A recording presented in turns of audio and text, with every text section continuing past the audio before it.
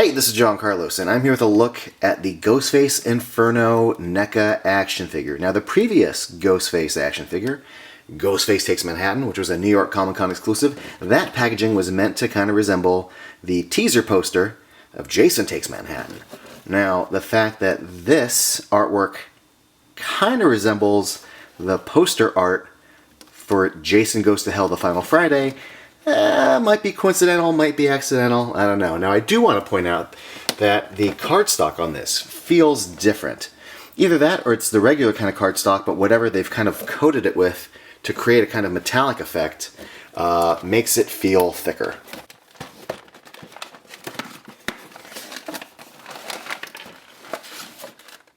Just want to say in advance that if you like this review, be sure to click like and subscribe. Now, this is how the figure looks right out of the packaging, and I just want to show you guys how it looks before I kind of fluff the hood a bit, because it does need some work. It's been pinched in the packaging quite a bit.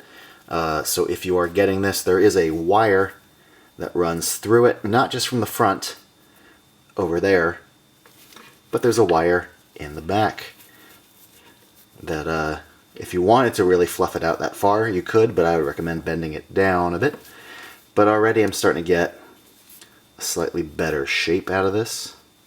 I like the way it can point towards the top and then flow outward. Now, we're going to be talking about the Scream movies a bit in this review, and in Scream 5, in the scene where Ghostface is, spoiler alert, killing Dewey, there is a very open robe, and the hood kind of flows to me like a Jedi's robe's hood.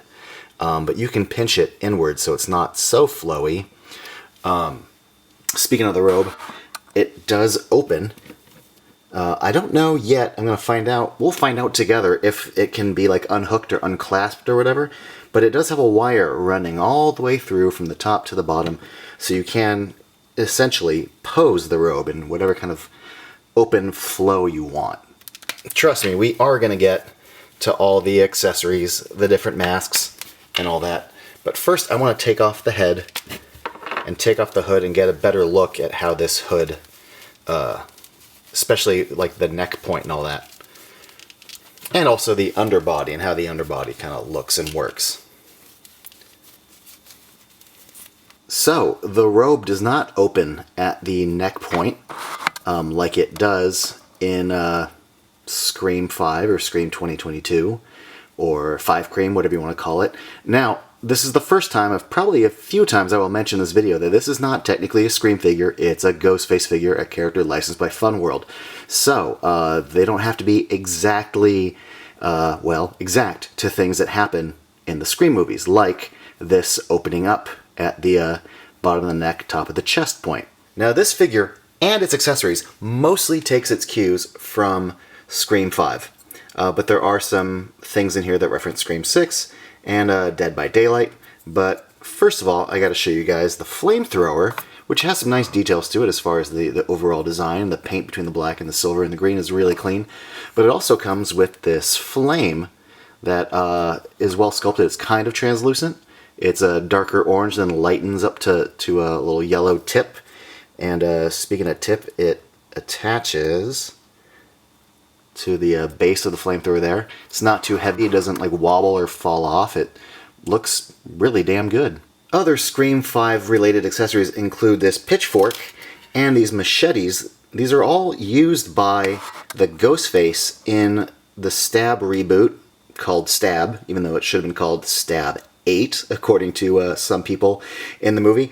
And we also have the chrome mask that Ghostface, voiced by Matthew Lillard, wears in the brief Stab 8 scene in Scream. And the one thing that I hesitate to use the words blown away by, but I've been collecting action figures for a really long time, and I've seen chrome elements used on bigger elements to toys, but something this small to actually look this chromy is really, really, really impressing me.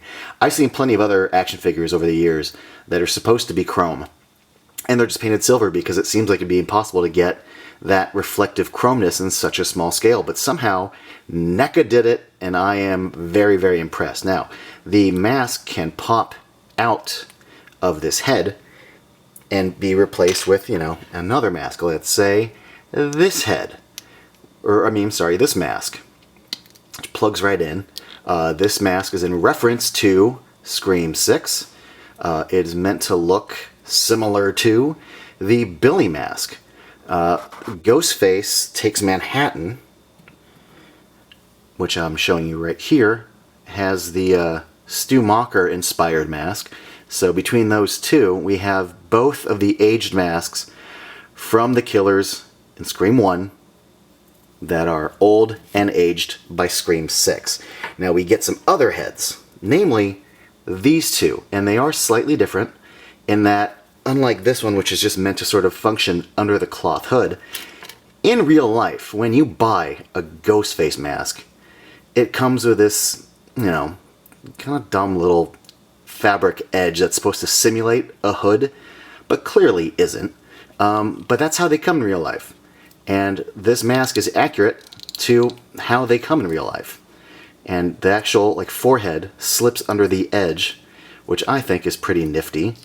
Now this Dead by Daylight mask right here has a different hood that doesn't come over the forehead as much. Doesn't come over the forehead as much because it would stop the horned heads from fitting in, so they included a whole separate head with a whole separate sculpt for the little flappy flaps just for this Red Devil Dead by Daylight mask. 3 heads, 4 masks. This is great. Now at the top of each of these masks' mouth is a little notch. That notch is supposed to be a hole that is present in every Ghostface mask that Funworld makes. That hole is where you breathe out of when wearing the mask, and that is a really cool detail to include. The figure out of the package starts with this right grip, kind of gun grip hand. It's got a slight trigger finger, and we have the knife wiping hand, which was included with the Ghostface Takes Manhattan figure, but it's nice that they've now included it for regular release and not just as an exclusive.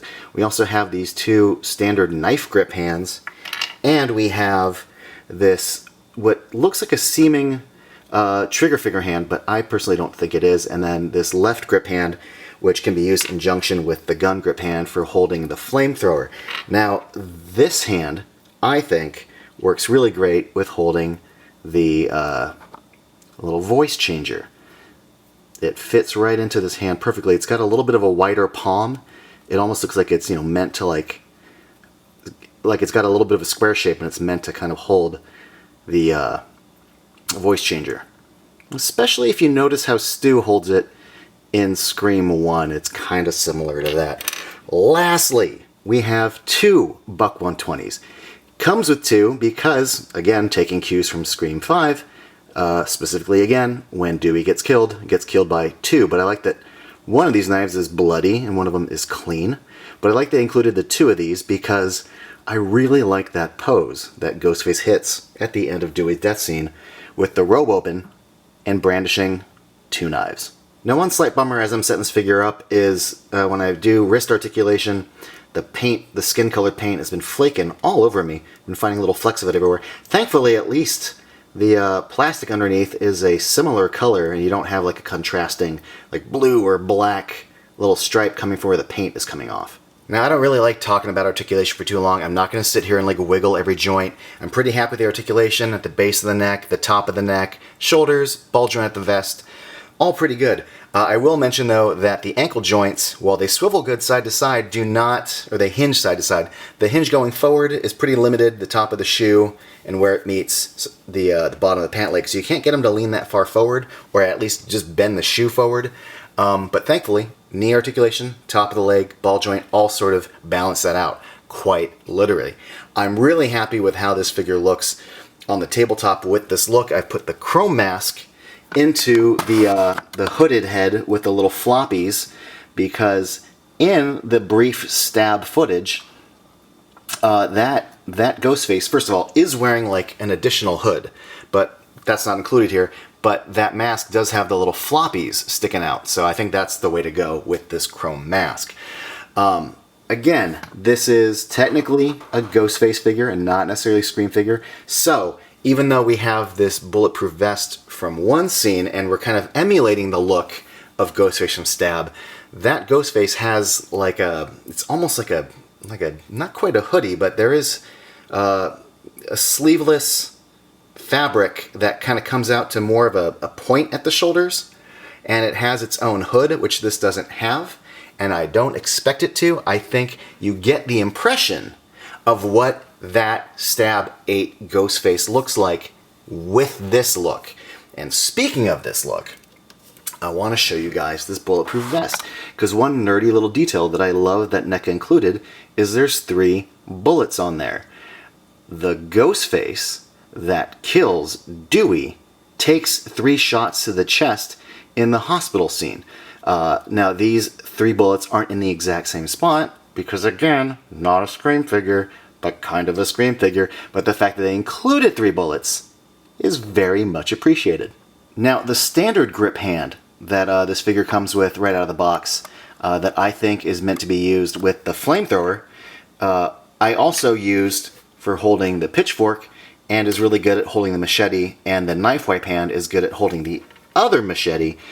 These little tight grip hands are a little too snug for the machetes, and I didn't want to force them. I think these are good for holding the Buck 120s. But again, as a fan of the Stab look, even though it's just brief, the fact that they included the machetes, I think this looks so cool. Here is the last of the Ghostface Stab accessory configurations, and no surprise here, I think it looks really cool. But it does look really cool. And if I'm being perfectly honest with you, I just can't believe that a Ghostface that appears in Scream 5 for just like a few seconds got its own action figure. Like, I'm a big fan. This is the sort of thing I would want. I'm just really impressed that a company was willing to make it.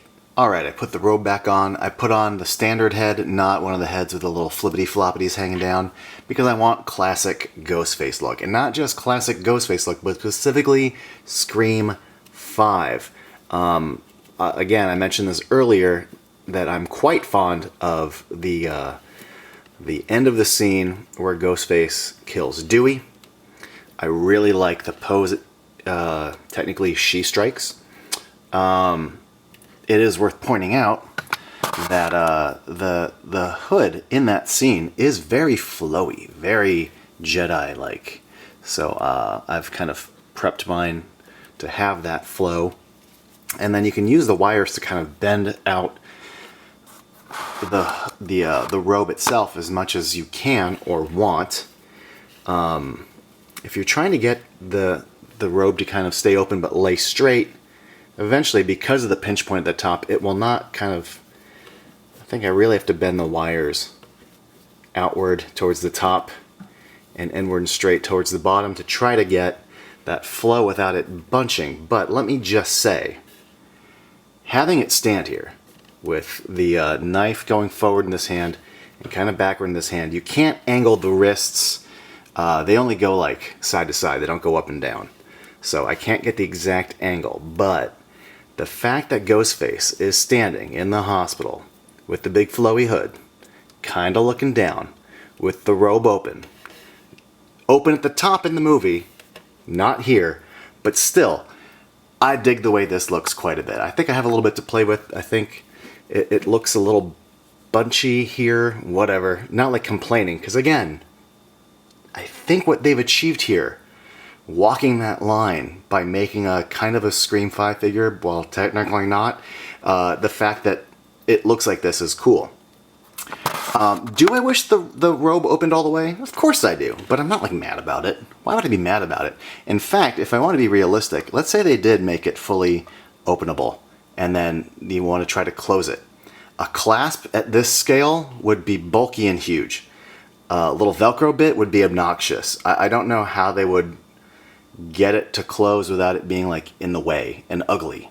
I just want to point out something I noticed. The left hand hinges side to side, but the right knife hand hinges up and down, so I'm a stupid dummy. That's really cool. But now I do wish it went side to side. See, the up and down is good for stabby stabby and for hitting some cool poses, but the left hand, the knife wipe hand, goes side to side, and the knife doesn't totally match like the flat angle between the thumb and index finger. It's going at a different angle. Luckily though, even though it doesn't bend side to side, you can rotate the knife. so that it does match the angle.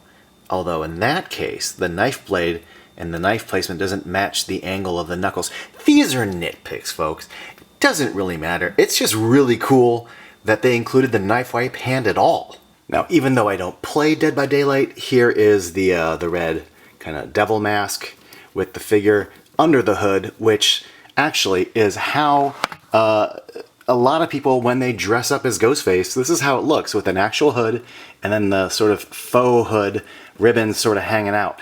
I personally tuck mine back so they don't dangle out like this, but this is actually pretty appropriate to how a lot of people look like when they dress up. In the end, I love this figure. Now, I have the nittiest of nitpicks. Like, do I think it'd be cool if the right knife hand, there was also like a second one that hinged side to side besides one that hinged up and down? Sure. Do I think it'd be cool if the robe fully opened? Yeah. Is that, are these issues that bother me to the point that it ruins my like score of the figure? No, because I think so much care and creativity went into this. Let me just say that, you know, this was announced a while ago, but then was kind of put on the back burner so they could do the Ghostface Takes Manhattan figure, which had a new body compared to the previous Ultimate figure. And now we've got another new body on top of that with the bulletproof vest and all that. But besides the evolving bodies, I love that the head, when the way the mask plugs in on this figure is the same on this figure. So between these two figures and all the masks they come with, all the masks are interchangeable because they all have the same kind of faceplate plug-in with the head. And I think the other thing that really counts towards this figure is just how many accessories you get. You get so much bang for your buck with all these accessories, all these weapons, all these different masks, including, again, this chrome mask that really, really impresses me with just how well done the chroming is. Not just on that mask, but like on the knife, the little buck knife, the chrome on that is reflective. The mask work on this is just great. And it really feels like a bunch of dorks who love Scream and really care about Ghostface made this figure. Like, if you're watching this video and you've never seen Scream 5, I don't think you appreciate just how little screen time the stab version of Ghostface has in Scream 5. It's a matter of seconds. And the fact that the people at NECA made a figure of that version of Ghostface and made it versatile enough that you can swap out stuff and make it the amber version of Ghostface that kills Dewey, that's just super cool to me. You could tell it's like a passion project for nerds, by nerds, and the fact that it includes other elements like stuff from Dead by Daylight and Scream 6. This figure is a deep cuts, total package that I'm really impressed that NECA made. I really, really love it. Now, if you love it, this was first released as like a Walmart first to market figure that was available through Walmart Collector Con. But if you want to get your hands on this and you can't at the time of this video's release, it will be made available to regular retails later this year. Thanks for watching, everybody. Let me know in the comments below what you think of this figure, and if you want to be up to date with all my latest reviews, be sure to click subscribe.